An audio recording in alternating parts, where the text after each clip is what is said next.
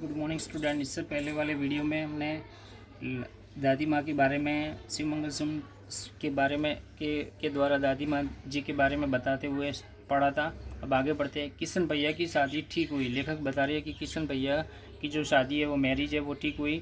दादी माँ के उत्साह और आनंद का क्या कहना। वो जो शादी हो रही थी तो उसमें दादी माँ का जो उत्साह है, जुनून है, वो जोश है।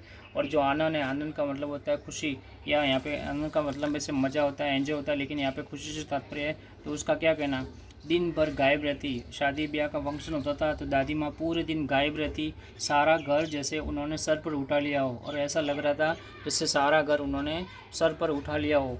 पड़ोसी ने आती, बहुत बुलाने पर दादी माँ आती। और दादी माँ को जब बहुत बार बुलाया जाता था तो वो काम करने के लिए आती थी।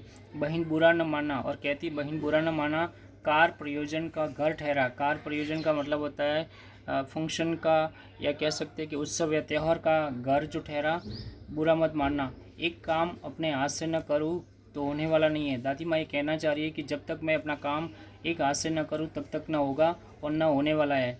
जानने को यूँ सभी जानते थे कि दादी माँ कुछ नहीं करती थी।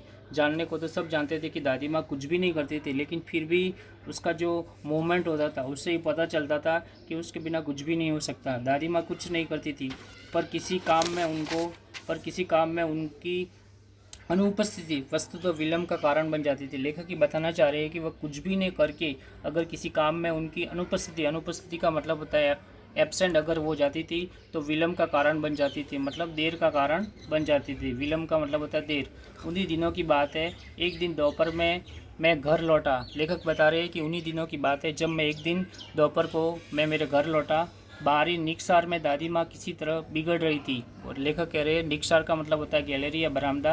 लेखक ही बता रहे हैं कि जब मैं अपने घर लौटा तो बाहर निक्सार में बरामदा में दादी माँ किसी पर भड़क रही थी, मतलब किसी पर चिल्ला रही थी, किसी को डांट रही थी। अब क्या डांट रही थी वो देखिए। देखो, पास के कोने में दुबकी रामी की चाची खड़ी है। लेखक कह रहे हैं कि पास के कोने में ही जो दुबकी रामी की जो चाची है वो खड़ी थी।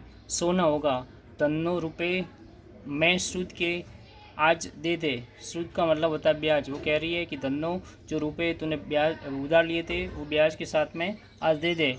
तेरी आंखों में तो शर्म ही नहीं है। दादी माँ कह रही है कि तेरी आंखों में तो किसी प्रकार की कोई शर्म ही नहीं है, लज्जा भी नहीं है। मांगने के समय कैसी आई थी। दादी माँ ये बता रही है कि जब तुमको ज़रूरत थी, तब जब तुम मांगने आई थी उस समय तुम कैसी थी।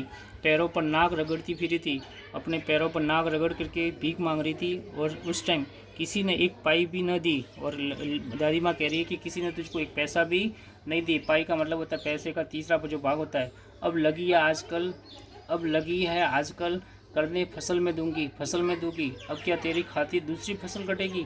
लेखिका ये दादी माँ कह रही है कि अब करने लगी है कि फसल जब कट जाएगी उस समय देखूँ। अब क्या तेरे खातिर दूसरी फसल कटेगी, यानी कि एक जो होते हैं वो खातिर दूसरी फसल कटेगी, मतलब एक फसल और कटेगी तब तू पैसा देगी।